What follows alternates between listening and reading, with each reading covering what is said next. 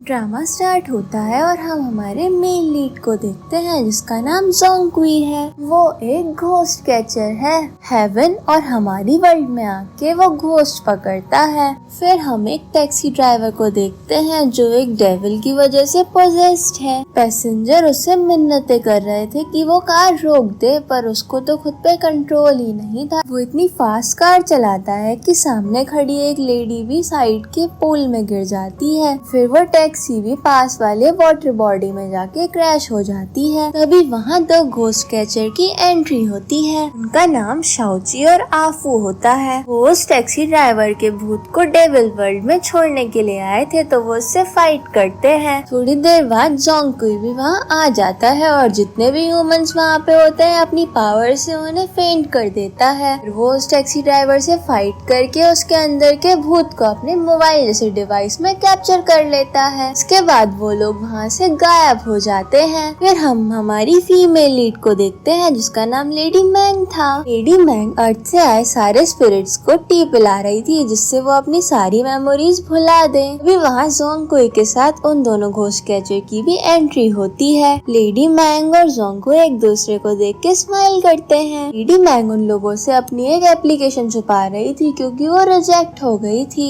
उसे अपनी job change करनी थी, तो फिर वो बार बार एप्लीकेशन फॉर्म भरती थी, बट वो हर बार रिजेक्ट हो जाती थी। उस एप्लीकेशन को देख के शाओची लेडी मैंग को चिढ़ाने लगती है। उन लोगों के बीच में बात हो ही रही थी, तभी एक घोस्ट अपनी हथकड़ियां तोड़ देता है और शाओची को अपनी शॉर्ट बना के लेडी मैंग पर हमला करने वाला था, पर तभी जोंगक्वी उसको बचा लेता है और उस घोस्ट के साथ फाइट करता है। वो घोस्ट लेडी मैंग को अपने कब्जे में ले लेता है और कहता है कि अगर उसे ह्यूमन वर्ल्ड में नहीं जाने दिया तो मैं लेडी मैंग को मार दूंगा। जोंगक्वी उसके पास आ ही रहा था, बट वो घोस्ट पोर्टल ओपन करके लेडी मैंग को अपने साथ ले जाने लगता है। जोंगक्वी अपनी पूरी कोशिश करता है कि उसे ना ले जाने दे, बट वो घोस्ट उसे अपने साथ ही ले जाता है। जोंगक्वी के हाथ में सिर्फ लेडी मैंग का रैम टैग रह गया था। वहाँ एक गोंग किंग नाम की लड़की आती है। जोंगक्वी से बोलती है कि अंडरवर्ल्ड और ह्यूमन वर्ल्ड में जाने का पोर्टल क्लोज हो चुका है। तो जोंगक्वी कहता है कि मैं कैसे भी करके लेडी मैंग को वापस लेके आऊंगा, वो मेरे लिए बहुत इम्पोर्टेंट है। फिर हम ह्यूमन वर्ल्ड में लेडी मैंग को देखते हैं जो अपनी पास्ट की सारी मेमोरीज भूल चुकी है और एक नॉर्मल ह्यूमन की तरह लाइफ स्पेंड कर रही है। ह्यूमन वर्ल्ड में उसका नाम शिन्यू है। शिन्यू एक ओल्ड लेडी से बात कर रही थी कि उसके बारे में किसी को नहीं पता। इवन उसने पुलिस स्टेशन में भी जाके पता करा, पर उसके लिए तो किसी ने मिसिंग रिपोर्ट भी नहीं लिखवाई। तो वो ग्रैनी कहती है कि मैं तुम्हारे लिए हमेशा अवेलेबल रहूंगी, अगर तुम कहीं खो जाओ तो मैं तुम्हें ढूंढूंगी। फिर हम एक एनी नाम की लड़की को देखते हैं जो शिन्यू की फ्रेंड थी और वो एक पार्क में नकली तावीज बेच रही थी लोगों को बेवकूफ बनाकर। जब उसके सारे तावीज खत्म हो जाते हैं तो वो शिन्यू को कॉल करके और तावीज मंगवाती है। उसी तरफ हम जोंगक्वी को देखते हैं जो एक ऊचिन नाम के घोस्ट को पकड़ रहा था। वो उससे भाग के एक लड़की को पोजेस करने ही वाला था, तभी जोंगक्वी टाइम को रोक के उसे पकड़ लेता है। वो उसे एक खाली जगह लेके गया और उसने उससे पूछा कि तुमने लोगों को ऐसे पोजेस करना किससे सीखा। ऊजिन के कुछ भी बोलने से पहले ही जोंगक्वी के हाथ में एक सिग्नल आता है और वो वहाँ से डिसअपियर हो जाता है। उसी तरफ ऊजिन ग्रैनी से बात कर रही थी। भी उन लोगों को किसी चीज की आवाज आती है, तो शिन्यू एक ब्रूम लेके उस जगह पे जाती है, तो वहाँ जोंगक्वी था। जोंगक्वी शिन्यू को देख के खुश हो जाता है और कहता है कि फाइनली तुम मुझे मिल ही गई। शिन्यू उसकी बात सुन के पूछती है कि क्या तुम मुझे पहचानते हो। जोंगक्वी उसकी बात सुन के उसके पास जाने लगता है और उसकी ब्रूम खींच के उसे हक कर लेता है। जब जोंगक्वी शिन्यू को हक करता है तो उसे समझ नहीं आता क्योंकि उसे उसकी बॉडी में कोई भी एनर्जी फील ही नहीं हो रही थी।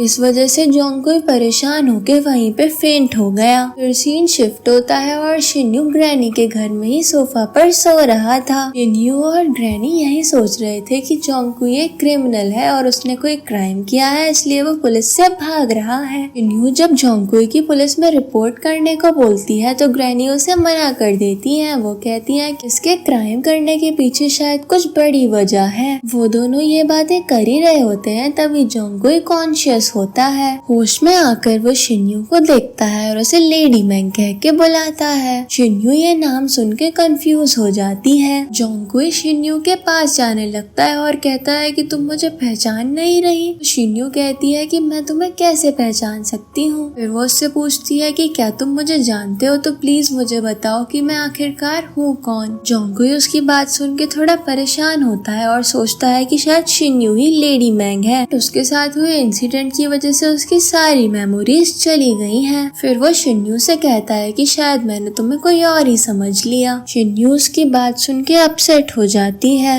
तभी उसके पास एनी का मैसेज आता है और वो उसके लिए तावीज डिलीवर करने चली जाती है। जाने से पहले वो जोंगकुई से उसका नाम पूछती है और उसका फोन नंबर भी मांगती है। जोंगकुई कहता है कि मेरा नाम जोंगजिन नन है, बट मुझे ये नहीं पता कि ये फोन नंबर क्या होता है। तो शिन्यू उसे अपना लाइन नंबर देती है जो था 1087। शिन्यू के जाने के बाद ग्रैनी थोड़ा कुछ काम कर रही थी, तभी जोंगकुई उनके घर से गायब हो जाता है। उसी तरफ हम शॉक चुई और हाउ को देखते हैं जो जोंगकुई को ह्यूमन वर्ल्ड में ट्रैक करते करते ढूंढ लेते हैं। वो उसे बताते हैं कि हमारी वर्ल्ड के लोग लेडी मैंग के केस के लिए बिल्कुल भी खुश नहीं हैं। तभी वहाँ गोंगक्विंग आती है और वो जोंगकुई को ह्यूमन वर्ल्ड में रहने के लिए पास देती है। जोंगकुई गोंगक्विंग से पूछता है कि मुझे इन पासेस के बदले क्या करना होगा। गोंगक्विंग बोलती है कि तुम्हें उजिन के मोटिव्स का पता लगाना होगा, क्योंकि वो उजिन नाम का घोस्ट किसी पर्पस के लिए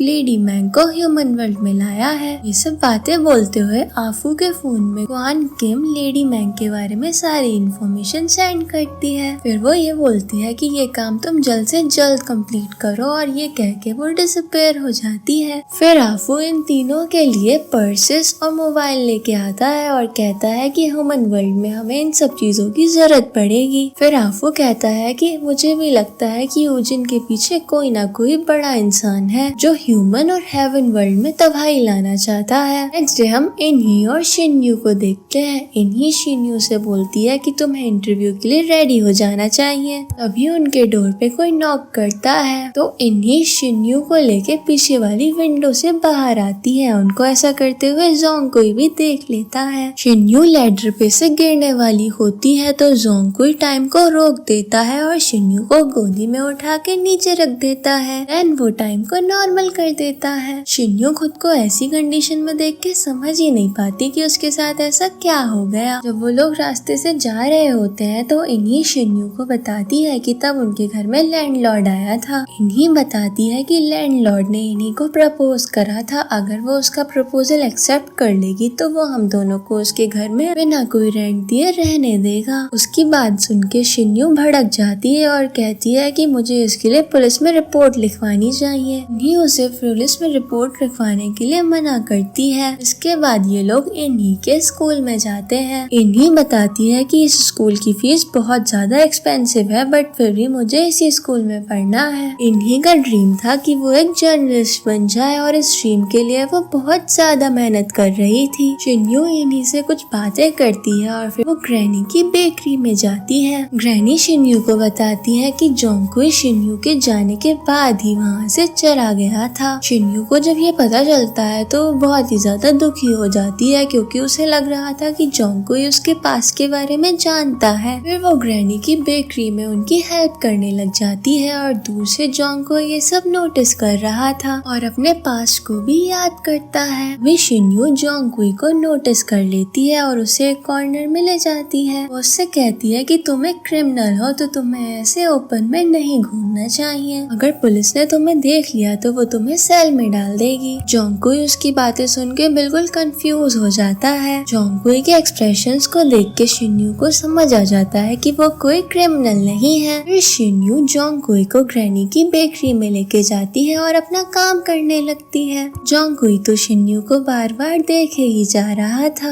उसी तरफ हम इन्हीं को देखते हैं जो शिन्यू को कॉल करके उसके इंटरव्यू के बारे में उसे याद दिलाती है। तभी इन्हीं की क्लास में एक लड़की आती है और उसे सुनाने घबराने लगती है क्योंकि कल हिनी ने उसे उसका तावीज बेचा था और उसे पहनने के बाद उसका ब्रेकअप हो गया। इसके बाद वो इन्हीं को हिट करने ही वाली थी, तभी वहाँ प्रोफेसर लू आके उसे रोक लेते हैं। फिर वो उसकी बात सुनते हैं और उससे उसका तावीज ले लेते हैं और वो अपनी पूरी क्लास को समझाते हैं कि सारी गलती तावीज बेचने वाले की नहीं है बट खरीदने वाले की भी है। अगर खरीदने वाले उसे खरीदेंगे ही नहीं तो बेचने वाला उसे बेचेगा भी नहीं। प्रोफेसर की बातें सुन के उस लड़की को भी रिग्रेट होता है। उसी तरफ शिन्यू ने इन्हीं की सारी झगड़े की बातें कॉल पे सुन ली थी तो वो उसके स्कूल जाने लगती है। बट जाने से पहले वो जोंगकुई का फोन लेके उसे अपनी चैट पे ऐड करती है और उसे एक स्टिकर भी सेंड कर देती है। जब शिन्यू जाने लगती है तो जोंगकुई उसे देख के बहुत मुस्कुरा रहा था। शिन्यू जब इन्हीं के स्कूल जाती है तो इन्हीं उससे पूछती है कि तुम इंटरव्यू देने क्यों नहीं गई। तो शिन्यू कहती है कि मैंने कॉल पे सुन लिया था कि तुम्हारा किसी से झगड़ा हुआ है। शिन्यू की बात सुन के इन्हीं बहुत ही ज्यादा नाराज हो जाती है क्योंकि शिन्यू के पास कोई जॉब भी नहीं थी और ये एक अपॉर्चुनिटी थी।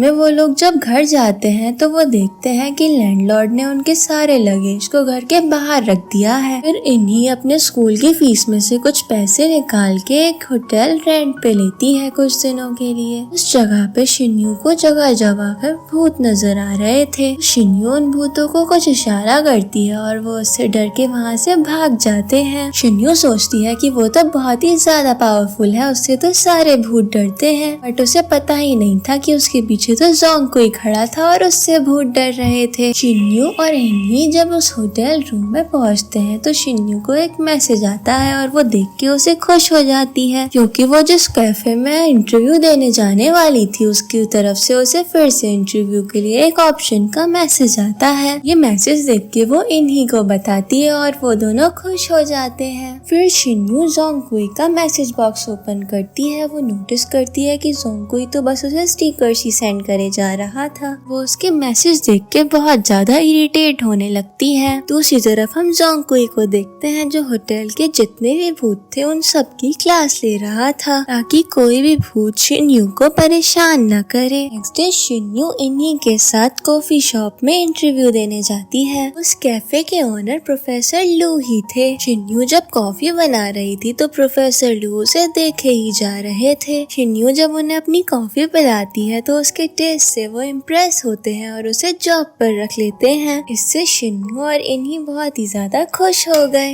रात में हम एक लड़के को देखते हैं जो अपनी गर्लफ्रेंड से ब्रेकअप करके अपनी बाइक से जाने लगता है। रास्ते में वो अपनी बाइक के रियर व्यू मिरर में एक आइडेंटिटी को नोटिस करता है जिससे डर के उसकी बाइक क्रैश हो जाती है। वो खुद को संभालने की कोशिश करता ही है तभी उस आइडेंटिटी का भूत उसके बिल्कुल पास आ जाता है। उसी तरफ जोंगकुई और उसके फ्रेंड्स को एक सिग्नल मिलता है कि किसी फीमेल आइडेंटिटी ने एक लड़के को बेहोश कर दिया है। इसके बाद वो लोग उसी लोकेशन पे पहुंच जाते हैं। दूसरी तरफ हम इन्हीं और शिन्यू को देखते हैं जो जॉब मिलने की खुशी में पिक्चर्स क्लिक कर रहे थे। फीमेल आइडेंटिटी से फाइट करते करते जोंगकुई और उसके फ्रेंड वहीं पहुंच जाते हैं जहां शिन्यू भी थी। वो आइडेंटिटी शिन्यू को अपना निशाना बनाने लगती है। जोंगकुई जब ये नोटिस करता है तो वो इन्हीं और शिन्यू के पास जाके इन्हीं को बेहोश कर देता है। फिर वो शिन्यू को पकड़ लेता है जिस वजह से वो भूत उसके पास नहीं आ पाती और वहाँ से भाग जाती है। नेक्स्ट मॉर्निंग शिन्यू और इन्हीं अपने रूम में उठती हैं पर उन्हें याद ही नहीं था कि वो अपने रूम में कैसे पहुंची। बस उन्हें इतना याद था कि वो एक ब्रिज के पास में फोटोज क्लिक कर रहे थे तो शिन्यू अपना फोन चेक करने लगती है उन फोटोज को देखने के लिए। वो उन फोटोज में उस आइडेंटिटी को भी नोटिस कर लेती है। ये सब देख के वो एकदम कंफ्यूज हो गई थी। दूसरी तरफ जोंगकुई के फ्रेंड्स उस फीमेल आइडेंटिटी के बारे में उसे बताते हैं। उस आइडेंटिटी का नाम शॉन हुई है। उसके अर्ली 20s में ही उसकी शादी हो गई थी और उसकी डेथ भी बहुत ही ज्यादा कम एज में बिल्डिंग से गिरने की वजह से हो गई। अपने फ्रेंड्स की बातें सुन के जोंगकुई कहता है कि मैं इस भूत के केस को हैंडल कर लूंगा। दूसरी तरफ हम शिन्यू को देखते हैं जो कल रात के इंसिडेंट के बारे में पता करने के लिए उसी ब्रिज पर आती है। तभी वहाँ जोंगकुई भी आ जाता है। शिन्यू उसको देख के उसके पास जाती है और उससे पूछती है तुम मुझे हमेशा मैसेज में स्टिकर्स ही क्यों सेंड करते रहते हो। इस पे जोंगकुई बोलता है कि मुझे लगता था कि तुम्हें स्टिकर्स बहुत अच्छे लगते हैं, अगर तुम्हें इनसे प्रॉब्लम हो रही है तो मैं तुम्हें ये सेंड नहीं करूँगा। शिन्यू फिर उससे उसके पास के बारे में पूछती पूछती है पर जोंगकुई इस बात पे उसे कोई आंसर नहीं देता। फिर जोंगकुई वहाँ से जाने लगता है तो शिन्यू उसका हाथ पकड़ लेती है। शिन्यू का बैलेंस खराब होके वो गिरने ही वाली थी पर जोंगकुई उसे पकड़ लेता है। फिर वो उससे पूछता है कि क्या तुम ठीक हो। उसके क्वेश्चन को सुन के शिन्यू को याद आता है कि कल रात भी जोंगकुई ने उसको प्रोटेक्ट करा था। जोंगकुई शिन्यू से बोलता है कि जब करेक्ट टाइम आएगा तो तुम्हें अपने बारे में खुद ही पता चल जाएगा। ये बोल के वो वहाँ से चला जाता है और शिन्यू भी उसका पीछा करती है। जोंगकुई को समझ आ जाता है कि शिन्यू उसका पीछा कर रही है तो फिर वो एक जगह जाके छुप जाता है और शिन्यू का वेट करने लगता है। शिन्यू जब जोंगकुई को ढूंढ रही थी तभी रास्ते में उसकी प्रोफेसर लू से टक्कर हो जाती है। प्रोफेसर लू के हाथ में जो कॉफी थी वो सारी स्पिल होके उनके कपड़ों पर गिर गई। प्रोफेसर लू की ऐसी कंडीशन देख के शिन्यू को बहुत ही ज्यादा बुरा लगा और वो उन्हें शॉपिंग मॉल ले जाने लगी। दूसरी तरफ जोंगकुई शिन्यू का वेट कर रहा था पर जब वो बहुत देर तक नहीं आती तो वो चेक करता है कि शिन्यू कहाँ है, पर शिन्यू तो वहाँ से जा चुकी थी तो उसे वो मिलती भी नहीं। तभी जोंगकुई को एक सिग्नल मिलती है और वो उस ग्रैनी की बेकरी के बाहर जाता है। वो देखता है कि कुछ आइडेंटिटीज कहीं जा रही हैं। वो उन घोस्ट आइडेंटिटीज को पकड़ने जा ही रहा था तभी वो ग्रैनी उसे पकड़ लेती हैं। वो जोंगकुई को कहीं जाने भी नहीं देती हैं और उससे कहती हैं कि तुम्हें यहाँ काम करना होगा। उसी तरफ हम शिन्यू को देखते हैं जो प्रोफेसर लू को लेके शॉपिंग मॉल गई थी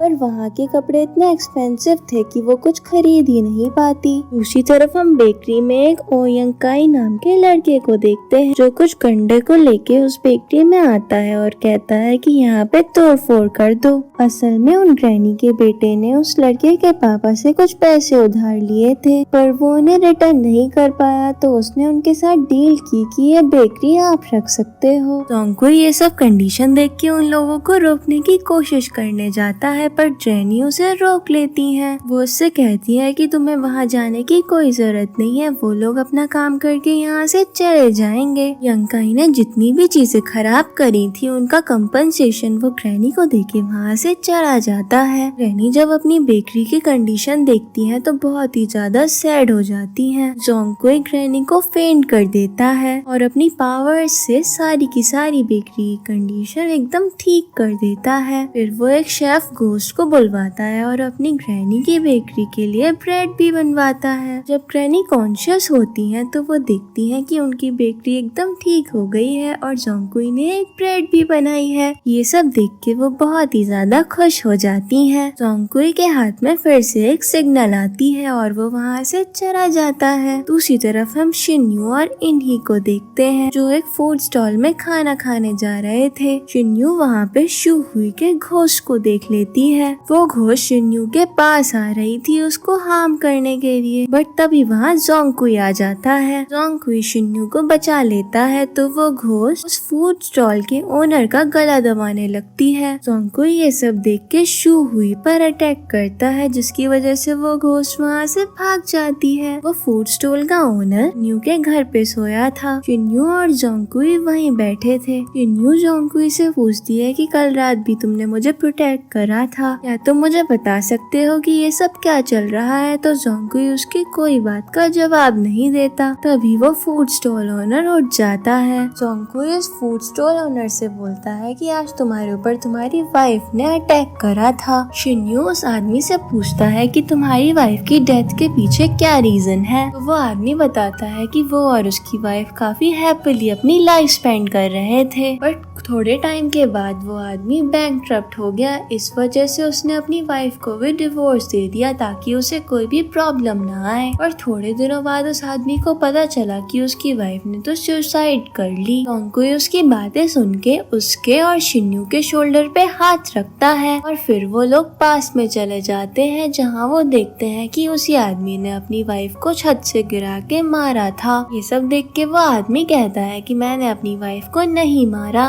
जोंगकुई भी कहता है कि मैं भी जानता हूँ कि इस सब के पीछे कोई और इंसान है। फिर शिन्यू जोंगकुई से पूछती है कि हम कैसे उस आदमी की हेल्प कर सकते हैं। जोंगकुई शिन्यू से कहता है कि तुम्हें इसके लिए एक्टिंग करनी होगी, तो शिन्यू इस बात के लिए एग्री करती है। जोंगकुई बोलता है कि शूहुई ऐसे इंसानों को सबक सिखाना चाहती है जिन्होंने अपनी पार्टनर को चीट करा हो। उसके बाद जोंगकुई शिन्यू को उसी लड़के के पास ले जाती है जिसने उसकी ग्रैनी की बेकरी पर हमला करा था। शिन्यू उस लड़के के साथ उसकी गर्लफ्रेंड के सामने ऐसे एक्टिंग करती है जैसे उस लड़के ने उसके साथ चीट करा हो। वो यंकाई से बोलती है कि तुमने मेरे साथ बहुत गलत करा, इवन अब तो मैं प्रेग्नेंट भी हूँ। यंकाई उसकी बातें सुन के एकदम शॉक्ड रह जाता है। तभी वहाँ इन्ही भी आ जाती है। इन्ही भी ओयंकाई को स्लैप करती है क्योंकि उसने शिन्यू को चीट करा था। ये सब देख के उसकी गर्लफ्रेंड उसे एक स्लैप मारती है और वहाँ से चली जाती है। फिर शिन्यू ऐसे एक्ट करती है जैसे कि ओयंकाई ने उसके साथ कुछ भी नहीं करा और उससे सॉरी बोलती है। यंकाई की शक्ल तो एकदम देखने लायक थी। शिन्यू उससे सॉरी बोल के अपनी फ्रेंड के साथ वहाँ से चली जाती है। यंकाई अपनी कार में बैठा ही होता है, तभी वहाँ शूहुई नाम की घोस्ट आ जाती है। जोंगकुई उस घोस्ट को नोटिस कर लेता है पर उससे कुछ नहीं करता क्योंकि उसे यंकाई को सबक सिखाना था ग्रैनी की शॉप में तोड़फोड़ करने के लिए। यंकाई शूहुई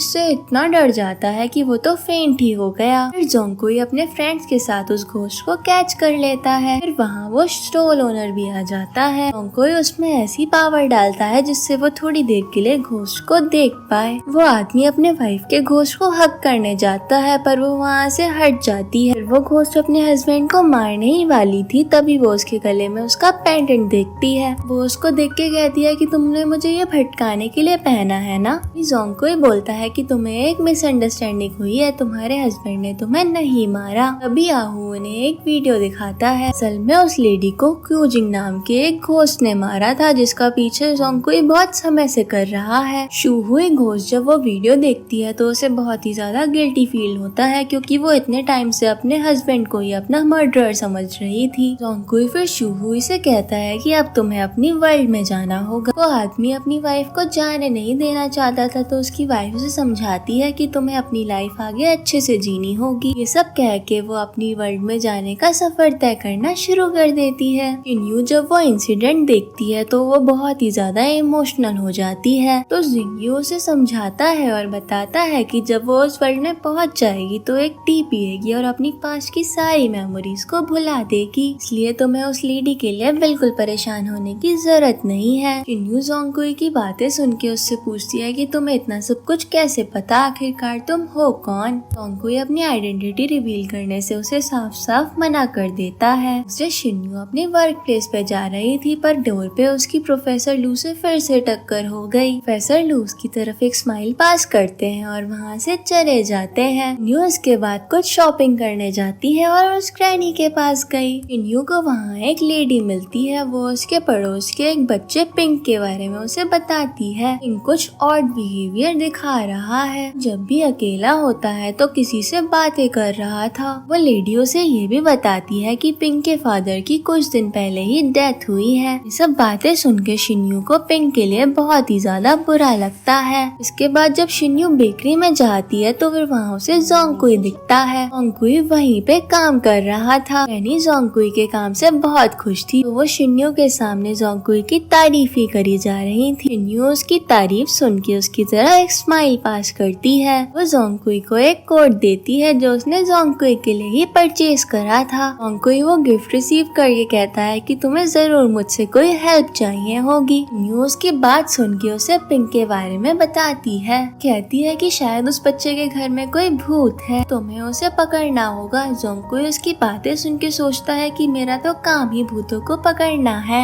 ये लड़की मुझे ऑर्डर कर रही है कि मैं भूत पकड़ूं। फिर जोंगकुई और शिन्यू पिंक के घर जाने लगते हैं। घर जाके वो नोटिस करते हैं कि पिंक के फादर ही उसके घर में एक घोस्ट बन के घूम रहे हैं। जोंगकुई पिंक के फादर से बोलते हैं कि वो उस घर से चले जाएं। जोंगकुई की बात सुन के पिंक बहुत ही ज्यादा गुस्सा करता है। पिंक नहीं चाहता था कि उसके फादर कहीं भी यहाँ से चले जाएं। पिंक के फादर जोंगकुई को देख के डर के डिसअपियर हो जाते हैं। उनके सबसे बहुत ही ज्यादा गुस्सा होता है और शिन्यू और जोंगकुई को पुश करके अपने घर से बाहर निकाल देता है। बाहर आके शिन्यू जोंगकुई के ऊपर गुस्सा कहा करती है। कॉज उसे लग रहा था कि जोंगकुई ने जानबूझ के पिंक के फादर को वहाँ से डरा के भगाया है। फिर वो वहाँ से चली जाती है और रात में वो पार्क में बैठ के अपने भूत फ्रेंड्स का वेट कर रही थी। वहीं जोंगकुई भी दूर से उसे नोटिस कर रहा था और वो दूर से कहता है कि अब तुम्हारे भूत फ्रेंड्स तुमसे मिलने कभी भी नहीं आएंगे। असल में जोंगकुई ने उन सारे भूतों को पहले से ही उनकी वर्ल्ड में भेज दिया था। शिन्यू को वेट करते करते बहुत ज्यादा लेट हो गया था और उसकी आंख भी लग गई। सोते सोते वो उस बेंच से गिरने ही वाली थी, पर जोंगकुई उसे आके बचा लेता है। जोंगकुई मैजिक से एक कोट लेके आता है और शिन्यू के ऊपर उड़ा देता है। नेक्स्ट मॉर्निंग जब शिन्यू उठती है तो वो देखती है कि जोंगकुई तो उसके सामने ही बैठा है। फिर शिन्यू जल्दी से उठती है क्योंकि उसे उसकी जॉब के लिए लेट हो रहा था। जोंगकुई शिन्यू को रोक के उसका कोट पहनाता है और उसका एक हाथ अपनी पॉकेट में डालता है और उसे ड्रॉप करने के लिए जाता है। शिन्यू जोंगकुई की ऐसी हरकतें देख के बहुत ही ज्यादा स्पेशल फील कर रही थी। शिन्यू जब कॉफी शॉप में पहुंचती है तो उसे वहाँ इन्ही भी मिलती है। थोड़ी देर बाद वहाँ यंग काई पहुँच गया।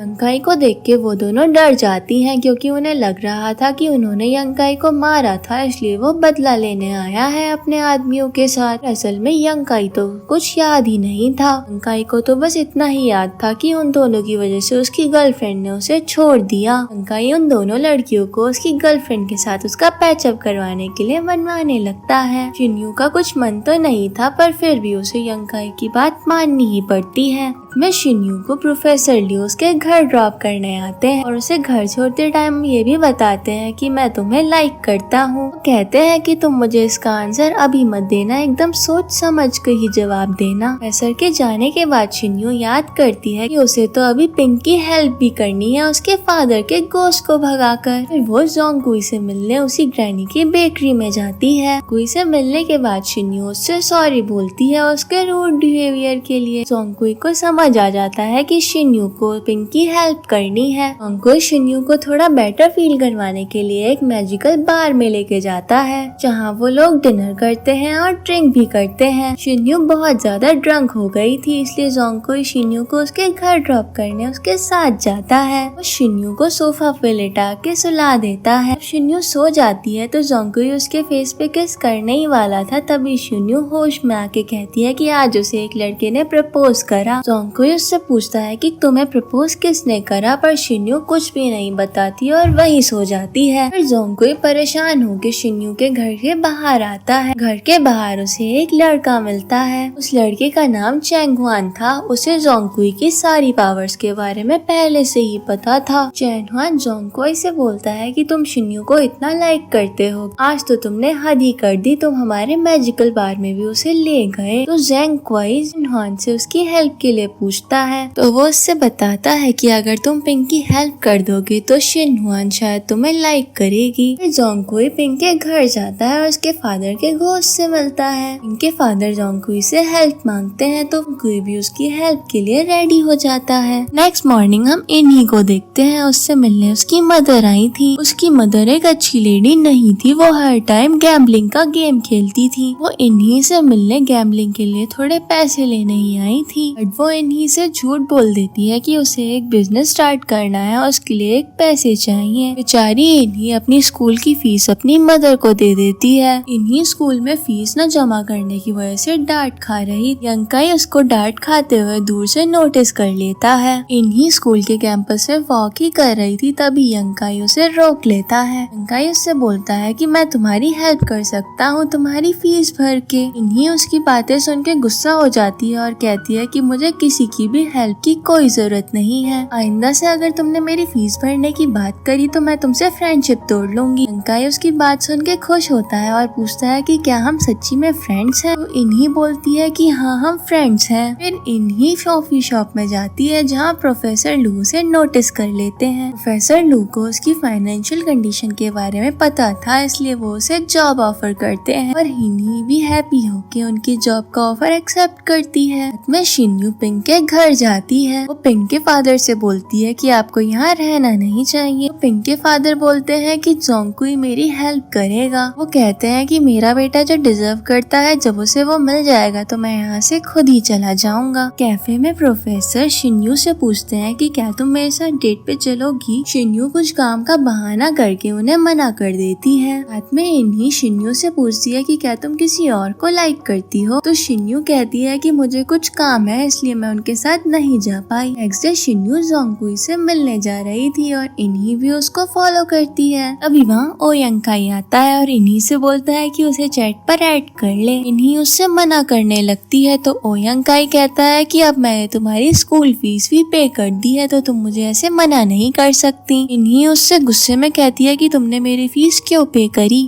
इन्हीं उससे नाराज होकर शिन्यू के पीछे चली जाती है। उसी तरफ शिन्यू जोंगकुई से बेकरी में मिलती है। जोंगकुई शिन्यू का हाथ पकड़ के उसे अपनी आईज क्लोज करने के लिए कहता है और फिर वो पास का सीन देखती है। इनके फादर रात में एक ट्रक ड्राइव कर रहे थे। थकान की वजह से उनकी आंख लग जाती है और उनका एक्सीडेंट हो जाता है। तभी शिन्यू के पास एक पेपर उड़ते हुए आता है और उस पर लिखा था पिंक के फादर की तो उस दिन ट्रक ड्राइव करने की ड्यूटी भी नहीं थी। जोंगकुई कहता है कि हमें पता लगाना होगा कि उनकी ड्यूटी ना होने के बावजूद भी वो ट्रक क्यों ड्राइव कर रहे थे। जोंगकुई शिन्यू का हाथ पकड़ के उसे ले जाने लगता है पर तभी वहाँ इन्हीं आती है और उससे उसका हाथ छुड़वाती है। इन्हीं शिन्यू से कहती है कि तुम इस लड़के के लिए प्रोफेसर लू जैसे लड़के को अवॉइड कर रही हो। जोंगकुई इन्हीं को कहता है कि तुम मुझसे दूर ही रहो। फिर वो शिन्यू को वहाँ से ले जाता है। शिन्यू के जाने के बाद वो यंकाई से उसका पीछा करने के लिए कहती है क्योंकि इन्हीं को लग रहा था कि जोंगकुई शिन्यू के लिए बिल्कुल भी अच्छा लड़का नहीं है। ओयंकाई पहले उसको मना करता है पर इन्हीं उससे कहती है कि अगर तुम मेरी बात मानोगे तो मैं तुम्हें चैट पर ऐड कर लूंगी। तो यंकाई तुरंत शिन्यू का पीछा करने उसके पीछे जाता है। शिन्यू और जोंगकुई पिंक के फादर के ऑफिस में गए थे। वो लोग उसके बॉस से पिंक के फादर का वर्क शेड्यूल मांगते हैं पर वो बॉस उन्हें देने के लिए मना कर देता है। बाहर आके शिन्यू बोलती है कि हमें पास में जाके उसके फादर का वर्क शेड्यूल देखना होगा। यंकाई को जब पता चलता है कि जोंगकुई के पास इतनी पावर्स है तो वो एकदम अमेज्ड हो जाता है। फिर वो तीनों लोग पास में जाते हैं। पास में वो लोग देखते हैं कि पिंक के फादर अपने बॉस के पास आके उनसे एक्स्ट्रा काम मांगते हैं क्योंकि उन्हें पिंक की स्कूल फीस जमा करनी थी। तो उसके बॉस भी उसे एक्स्ट्रा काम देने के लिए एग्री कर देते हैं। थोड़ी देर बाद उन्हें एक कॉल आती है कि पिंक के फादर का तो एक्सीडेंट हो गया है। उसके बॉस ने उस ट्रक के इंश्योरेंस का बिल भी नहीं भरा था इसलिए उन्हें डर लग रहा था कि अगर पुलिस को पता चला कि उन्होंने ऐसा करा है तो उन्हें इस बात के लिए जेल हो जाएगी। इस बात से डर के उसके बॉस उसका वर्क शेड्यूल चेंज कर देते हैं। उसमें वो ये लिख देते हैं कि पिंक के फादर की तो उस दिन ड्यूटी ही नहीं थी, वो अपने बॉस से बिना पूछे ही ट्रक लेके चला गया। फिर ये लोग प्रेजेंट में आ जाते हैं और जोंगकुई की सारी मेमोरीज मिटा देता है।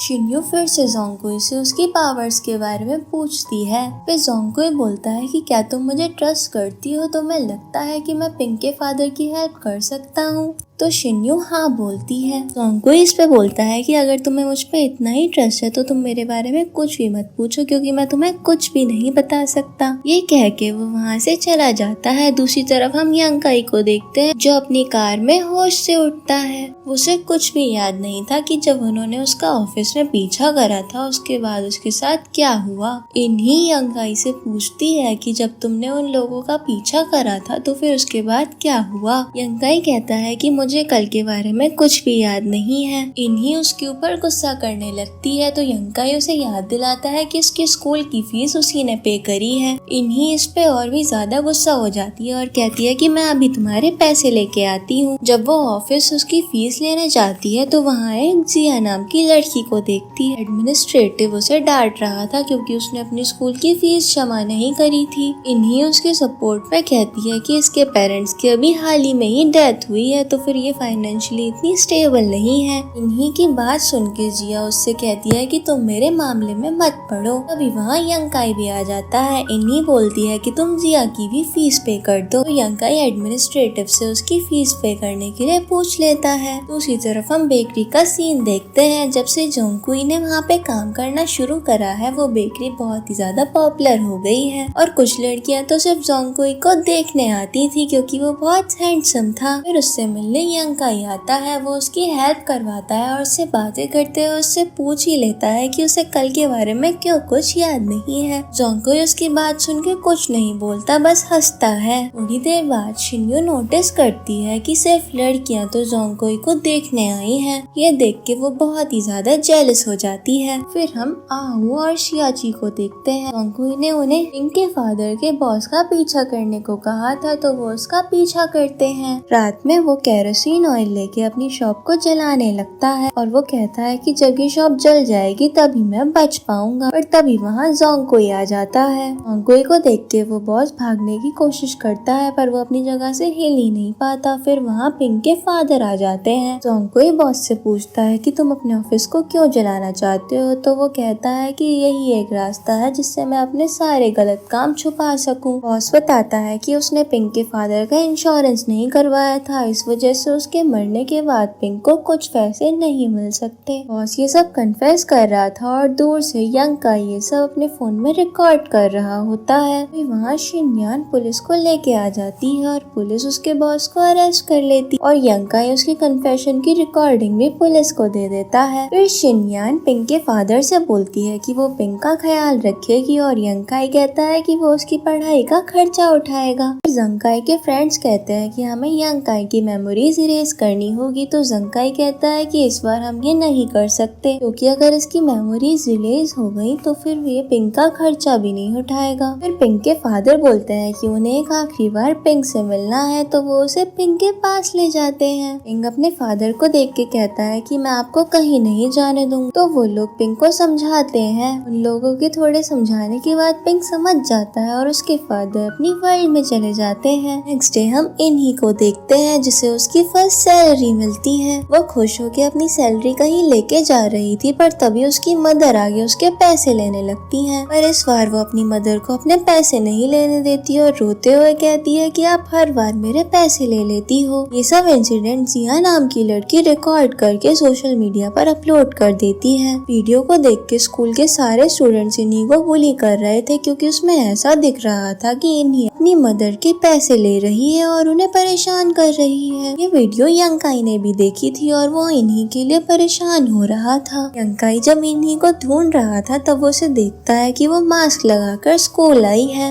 इन्हीं यंकाई से उससे दूर रहने को बोलती है, तो यंकाई उसे एक आइडिया देता है कि हम लोग लाइव स्ट्रीमिंग करके पैसे कमा सकते हैं। इन्हीं इस बात के लिए एग्री करती है, पर वो एक कंडीशन रखती है कि शिन्यू को उसकी कंडीशन के बारे में यंकाई कुछ न बताए। इन्हीं रात में कहीं निकल जाती है और शिन्यू यंकाई के साथ उसका पीछा करती है। वो देखती है कि इन्हीं किसी का वेट कर रही है एक खाली घर के बाहर। यंकाई वहाँ आ जाता है और इन्हीं और वो उस घर में जाते हैं। वो घर असल में यंकाई का ही था। वो उस घर में जाके एक हॉरर वीडियो शूट करने वाले थे। इन्हीं उस घर में जाके थोड़ा डरती है, तो यंकाई उसे बताता है कि उस घर में कुछ भी नहीं है। इन्हीं उसकी बात सुन के नॉर्मल हो जाती है और लाइव स्ट्रीमिंग ऑन कर देती है। दूसरी तरफ से यंकाई ऐसा दिखा रहा था जैसे उस घर में भूत हो और वो इन्हीं की लाइव स्ट्रीम में एक फेक आईडी से पैसे भी डोनेट कर रहा था, ताकि इन्हीं को पता ना चले कि यंकाई उसकी फाइनेंशियली हेल्प कर रहा है। लाइव स्ट्रीमिंग एंड होने के बाद इन्हीं बहुत खुश हो जाती है, क्योंकि किसी ने उसे बहुत सारे पैसे डोनेट करे होते हैं। वो लोग बात कर ही रहे थे, तभी वहाँ जिया नाम की लड़की का भूत आ जाता है। तभी वहाँ शिन्यू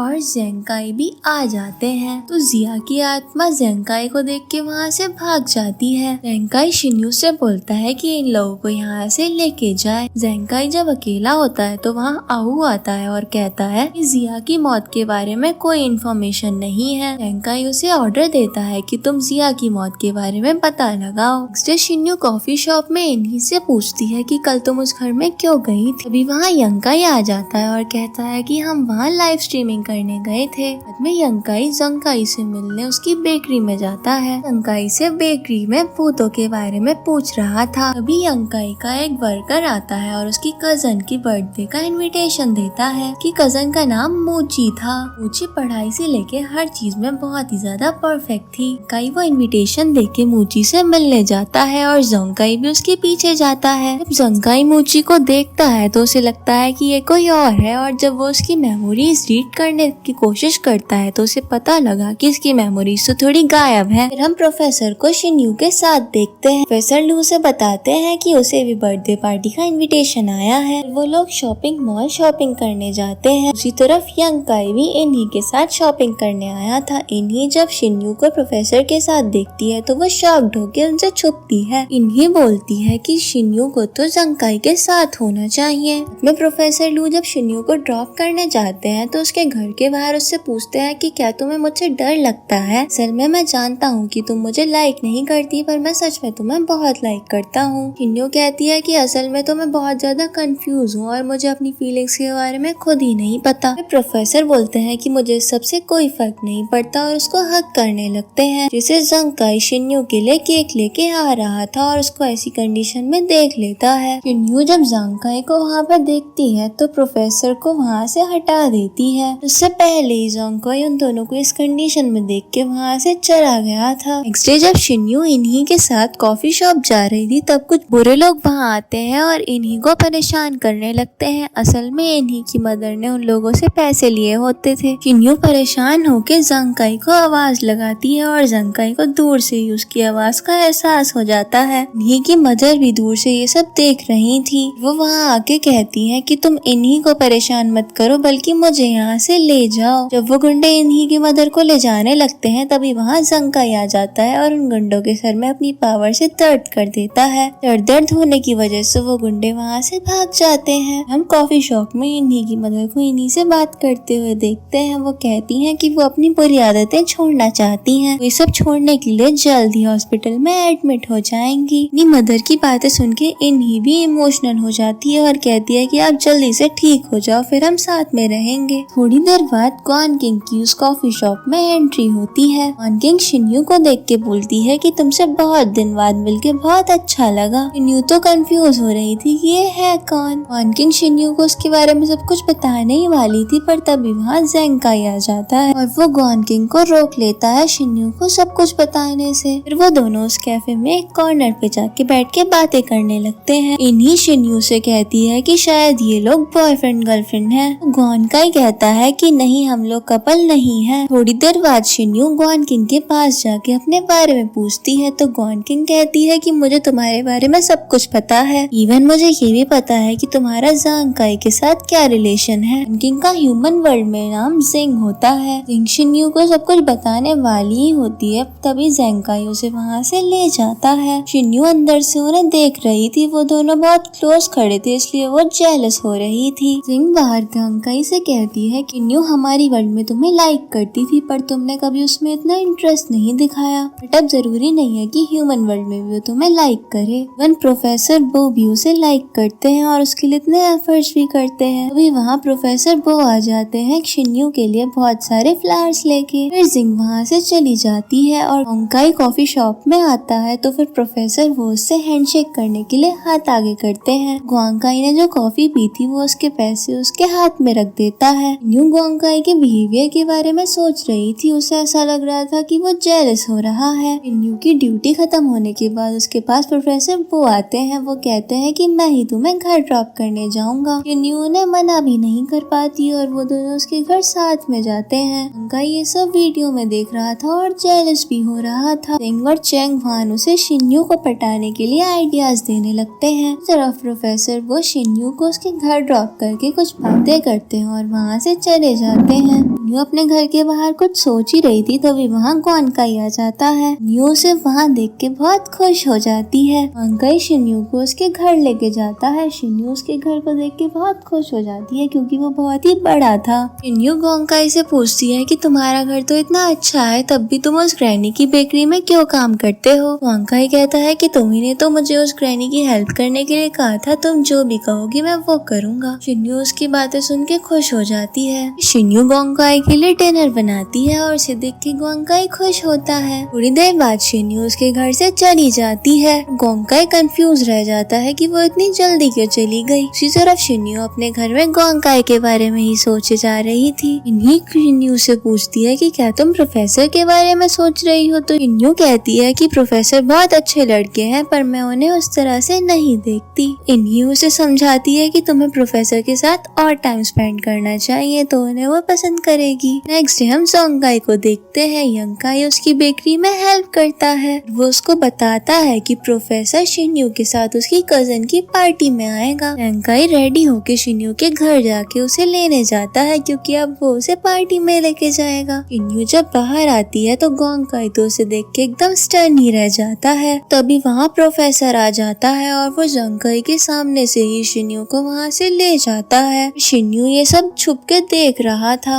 जब वो लोग पार्टी में पहुँचते हैं तो वहाँ इन्ही और यंकाई भी थे। शिन्यू वहाँ एक लड़की को देखती है जिसके अंदर जिया की स्पिरिट थी। शिन्यू उस लड़की से कहती है, क्यों तुम लोगों की बॉडी में बार बार घुस के उन्हें परेशान कर रही हो। वो लड़की शिन्यू के ऊपर वाइन फेंक देती है तो इन्हीं गुस्सा होके उस लड़की के ऊपर वाइन फेंक देती है। वो लड़की यंकाई की कजन थी। इन्हीं और उस लड़की में झगड़ा होने ही लगता है पर यंकाई उसको जैसे तैसे करके संभाल लेता है। फिर पियानिस्ट पोजेस्ड होके अजीब तरीके की पियानो प्ले करने लगता है और वहाँ पे सब लोग एक दूसरे से झगड़ने लगते हैं और एक लड़का शिन्यू के ऊपर हमला करने ही वाला था। तभी प्रोफेसर उसे आके बचा लेते हैं। वो लोग नोटिस करते हैं कि पियानिस्ट ऐसे प्ले कर रहा है इसलिए लोग ऐसा बिहेव कर रहे हैं। प्रोफेसर एक प्लांट से कुछ पत्ते लेके पियानिस्ट को खिलाने जाता है पर एक आदमी उसे वहीं रोक लेता है। उसी तरफ शिनयान को भी एक लड़का आगे परेशान करने लगता है तो शिनयान जेंकाई का नाम लेती है। तभी एक अननोन पर्सन आके सब लोगों को मारने लगता है और प्रोफेसर भी पियानिस्ट को वो पत्ते खिला देता है। पियानिस्ट की बॉडी से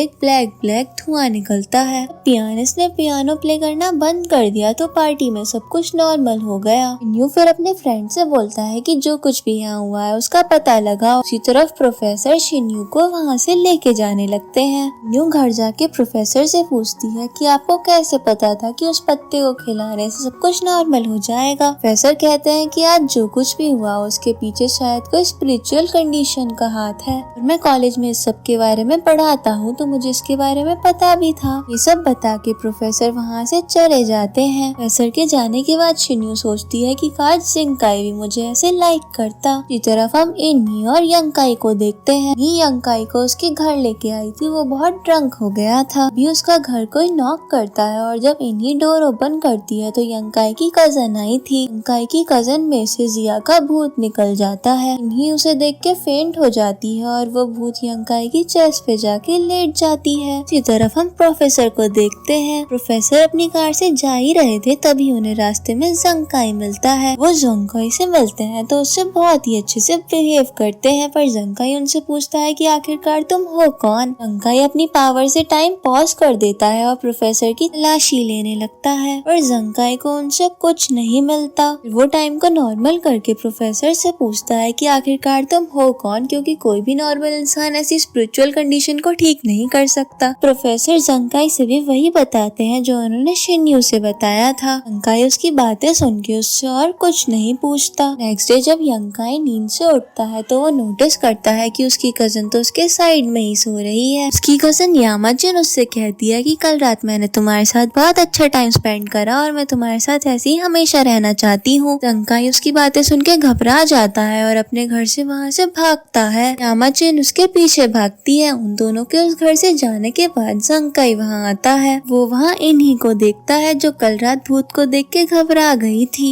वहाँ से जेंकाई बेकरी में जाता है जहाँ वो नोटिस करता है कि यंकाई तो उसका पहले से ही वेट कर रहा है। यंकाई उससे यामाजिन से उसका पीछा छुड़वाने के लिए हेल्प मांगता है। यंकाई अपनी पावर से उसे पास दिखाता है कि इस सब में उसी की गलती है। हम देखते हैं कि जब यंकाई ने जिया की हेल्प करी थी उसकी स्कूल फीस भरने में तब से वो उसे लाइक करती है। वो यंकाई से हमेशा बात करने की कोशिश करती थी पर कभी भी पॉसिबल नहीं हो पाया ये सब। एक दिन वो एक रेड ड्रेस में यंकाई से मिलने आई थी बट वो उस दिन भी उससे मिलना नहीं हो पाता। थोड़ी देर बाद हम यंकाई की कजन को देखते हैं जिसे जिया की डेड बॉडी दिखी थी। उसकी बॉडी देख के वो फेंट हो गई। जिया की स्पिरिट ने इसका फायदा उठा के उसकी बॉडी का यूज करा। प्रेजेंट में आके जेंकाई यंकाई से बोलता है कि अब तुम टेंशन मत लो, मैं तुम्हें कुछ नहीं होने दूंगा। उसी तरफ हम इन्हीं को देखते हैं। शिन्यू के पास आती है और रात में जो उसने घोस्ट देखा था उसके बारे में उसे सब कुछ बताती है। तभी वहाँ यंकाई भी आ जाता है और उसके पीछे उसकी कजन भी आती है। शिन्यू यंकाई से पूछती है कि तुम अपने कजन का पीछा क्यों कर रही हो। उसके अंदर जिया की जो स्पिरिट होती है वो उसे कोई आंसर नहीं देती। यंकाई प्लान के अकॉर्डिंग अपनी कजन को डेट पे लेके जाता है और जिया की स्पिरिट इससे बहुत खुश हो जाती है। फिर वो उसे चेयर से बांधने लगता है। उसके बाद इन्हीं शिन्यू भी आ जाते हैं और वो जिया की स्पिरिट से पूछते हैं कि यंकाई ने ऐसा क्या करा है जो तुम उसके पीछे पड़ गई हो। जिया की स्पिरिट यंकाई से कहती है कि तुम मुझे पहचान क्यों नहीं रहे। तो यंकाई बोलता है कि मैं तुम्हें नहीं जानता। तो वो अपसेट होके बोलती है कि जब से तुमने मेरी स्कूल फीस को पे करा है मैं तुम्हें तब से लाइक करती हूँ। इस बात पर इन्हीं और यंकाई दोनों को ही जिया के बारे में याद आ जाता है। फिर जिया की स्पिरिट यंकाई से पूछती है कि क्या तुम इन्हीं की वजह से मुझे लाइक नहीं करते। यंकाई इस बात पर उसे कुछ नहीं बोलता। तो जिया को सब समझ आ जाता है कि ये इन्हीं को लाइक करता है और उसे बहुत गुस्सा आ जाता है और वो उसकी रस्सी को खोल लेती है। पर तभी वहाँ जंकाई आ जाता है और वो यंकाई की कजन को बेहोश कर देता है, जिससे जिया की स्पिरिट उसकी बॉडी से बाहर आ जाती है। फिर जंकाई इन्हीं को भी फेंट कर देता है। जंकाई जिया की स्पिरिट को समझाता है कि तुम्हारे अंदर जो यंकाई के लिए ऑब्सेशन है वो तुम्हें छोड़ना होगा।